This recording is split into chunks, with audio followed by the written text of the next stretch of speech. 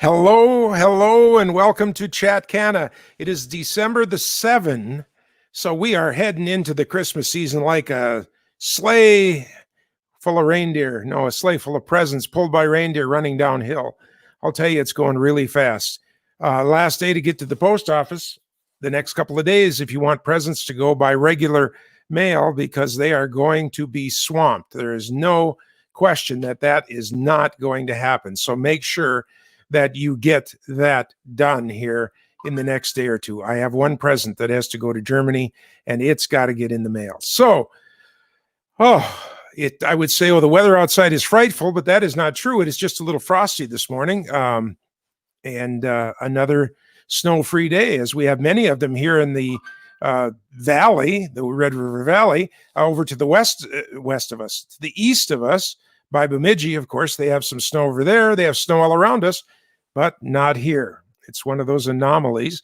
I wonder if the shape of the valley has anything to do with it, if, coming down and everything like that, because we certainly see on the weather forecasts how the clouds move in and they do go down the valley as opposed to escaping it. Something for people much smarter than me. Today, we have two hemp stories for you, kind of exciting. Of course, the big one is that the House of Representatives have voted, and they are in favor of moving forward on decriminalizing cannabis. And you say, what's that got to do with hemp? We'll talk about that in just a minute. The other story today, of course, is, you remember last week we brought you the story, and we've been carrying the stories about how the EU has decided that hemp is not a drug. So they've taken it out of all of the drug categories. And you say, well, whoop-de-doo, what has that got to do with us? Well, that puts it, being it's out of the categories of any drugs over in the EU. And remember, the EU is about 750 million people. So depending on how you count the United States, we used to think of us as 350 million. Now they're talking that we are some 500 million. Not going to get into an argument of how you want to count us. But the point being is that they're significantly larger than we are, especially that's what they consider to be citizens. So then if you count the people not citizens, they're still perhaps almost 2 times as big as we are. That's a big market. They regulate their market across the countries as far as food, drugs, alcohol, all of those kind of things. So now that CBD is not a drug, that puts it into since it's a consumable, that puts it into the food category. And so now if you want to sell CBD chocolate, you want to sell a CBD gummy, you want to sell a CBD, anything that goes in here, right in this area right here, that means now you have to go to the powers that be in the EU and pitch them on the fact that you have that product and it's going to be safe to sell across the EU in the content and the quality and the pesticide-free, herbicide-free, metals-free, and all that kind of stuff that you have. So now we have to see how that all plays out, because how that plays out is going to be reflective of the United States over here. This is good news. This is great, because it's going to start establishing significant facts and guidelines and things that will probably get picked up and pretty much get accepted over here. So, chocolate and a square of chocolate, just like a square of X-Lax has so much materials to help you do what X-Lax is for.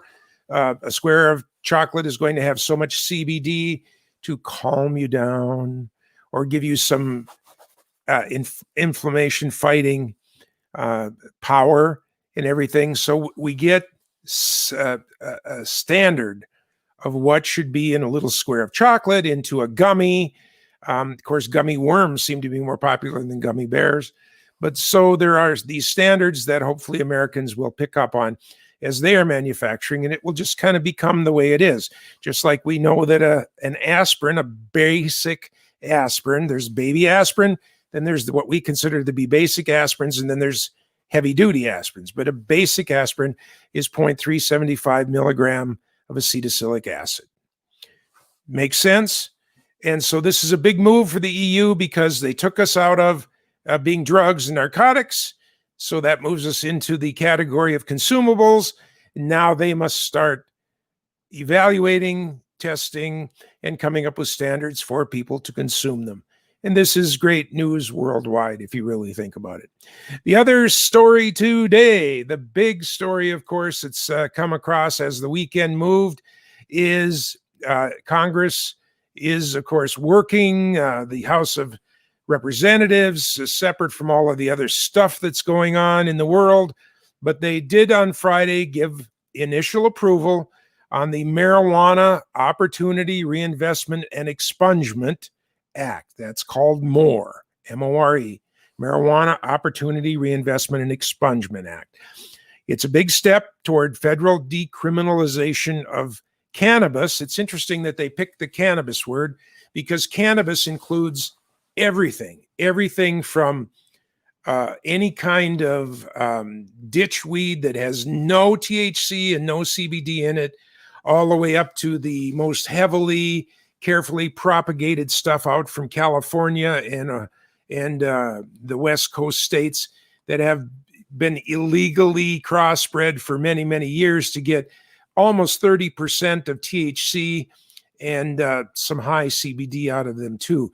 That is under the word cannabis. And then, of course, you have marijuana, which we know is high in THC, and then you have CBD, which is high in CBD, but not necessarily having any THC in it and not part of the marijuana family.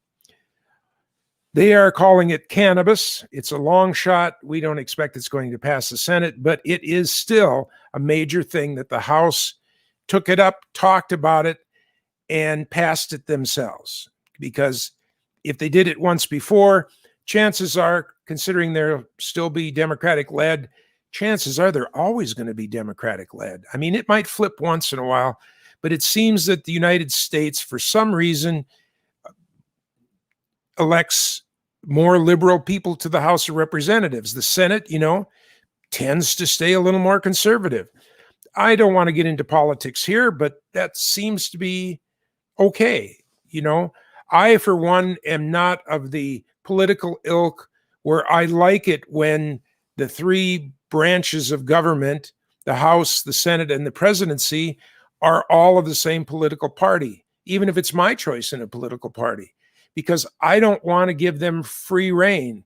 Whichever political party you might think that I am in, I do not want them to have, there are extremists in every party.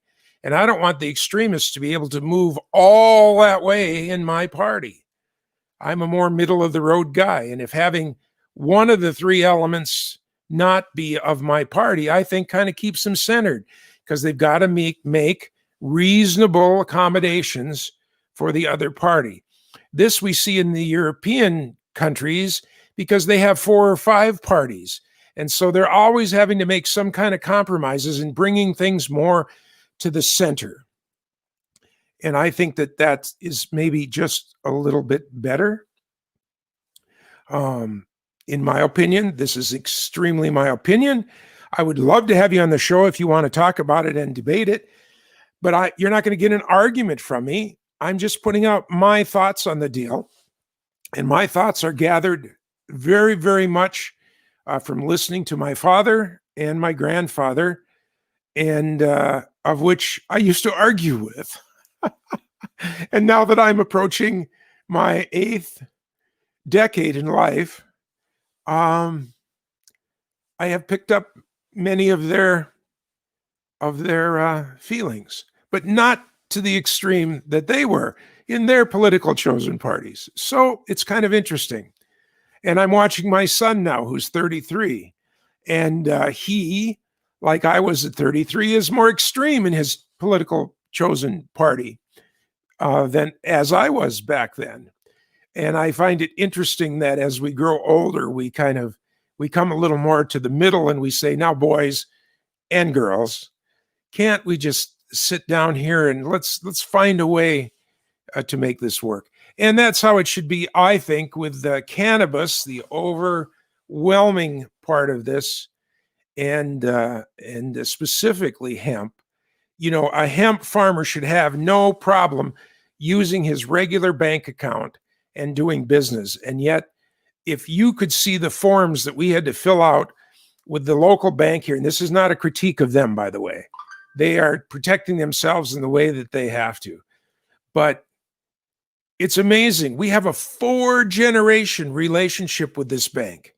I have gone to school since grade school with some of the people that I work with at the bank. And yet, forms, guarantees, background checks, all sorts of stuff, and we're tiny hemp farmers, 900 plants. We're not going to change the world. Organized crime is not going to come in and take us over and launder $1 million through our account. I think the first year it wasn't $20,000 that went through the account. A small part of what I run through my bank account, I'm not trying to brag, but that's a tiny little bit of what, my business has had as many as 14 employees. You could do the math. I'm still a small businessman. I would have multitudes of size to grow before I am not in the category of the government's being a small business.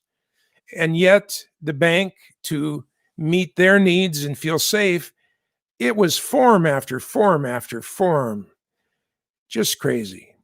So this is what we're trying to stop. This is what we're trying to get legislation for, to make it so that a hemp farmer, and maybe someday if they decide to change their mind on the other sides of the cannabis argument, that people who are legitimately in business can legitimately do business without the worry of, where am I going to take the money that I made today? Where can I safely put it in and not have to keep it under my mattress? That's the whole issue with this. And in this respect, we salute the people that are in the United States House of Representatives, that they are seeing this, being responsible for this, and trying to make it happen. We thank them. All we can do is reach out and thank them, knowing that it probably wasn't going to pass the Senate. I believe that our current president has expressed his support of all of this, but 2 out of 3 doesn't make it.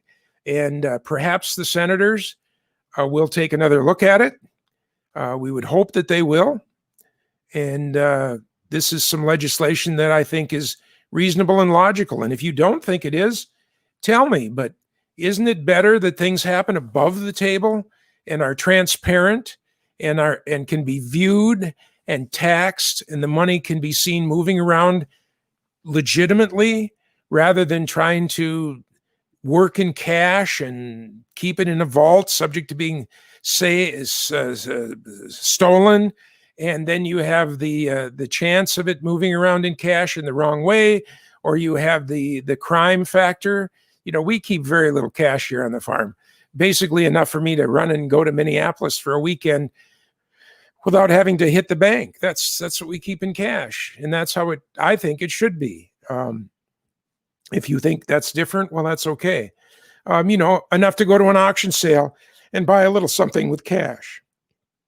Other than that, I trust my credit cards and my bank withdrawal card, because the bank that I work with has been there for 100 years. It's changed names a couple of times, but I know the people that work there, and I trust them that they'd tell me if there was anything wrong.